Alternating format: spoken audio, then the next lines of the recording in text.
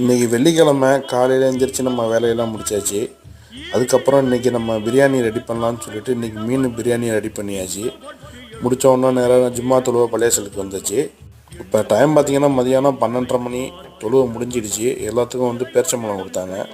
அப்படியே நம்ம 2 எடுத்துக்கிட்டு அதோடு நம்ம வெளியில் வந்தாச்சு. பேரிச்சம்பழம் பார்த்திங்கன்னா ரொம்ப சூப்பராக இருந்துச்சு. அரப்ஸ்லாம் பார்த்திங்கன்னா நிறைய பேர் வாங்கிட்டு வந்து அடிக்கடி தண்ணி பேரிச்சம்பழம் எல்லாம் பழைய வச்சுக்கிட்டே இருப்பாங்க. நம்ம எவ்வளோ நாமே எடுத்துக்கலாம். அது முடித்தோன்னா அப்புறம் நேராக நம்ம போய் குன்னூர் ஒரு வேலை ஒன்று வந்துச்சு. அதையும் முடிச்சுட்டு ஒரு 1:30 மணி இருக்கும். நம்ம பிரியாணி எடுத்தாச்சு. நல்லா தம் பிரியாணி மசாலாவோடு இருந்துச்சு. மீன் பிரியாணி தான் நான் செஞ்சுருக்கேன். இது இந்தியா ரைஸில் செஞ்சது.